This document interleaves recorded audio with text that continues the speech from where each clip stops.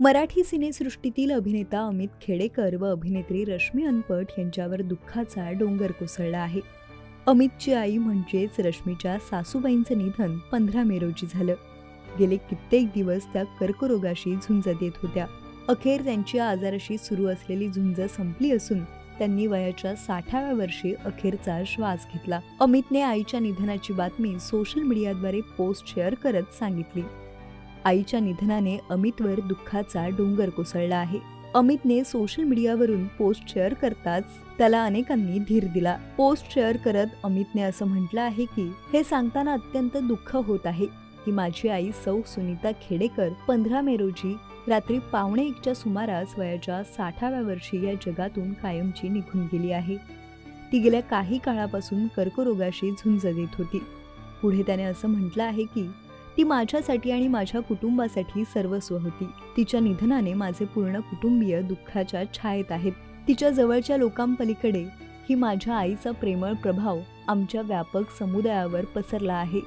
ती नेहमी गरजूंना मदतीचा हात देण्यासाठी, अडचणी ऐकून घेण्यासाठी, दुःखात गरजूंना खांदा देण्यासाठी तयार असायची. तिच्या दयाळूपणाच्या आणि उदारतेच्या निस्वार्थ कृत्यांनी अनेकांच्या जीवाला स्पर्श केला आणि तिच्याबरोबर संपर्कात आलेल्या सर्वांवर एक अमिट छाप सोडली. यापुढे अमितने त्याच्या भावना व्यक्त केल्या आहेत.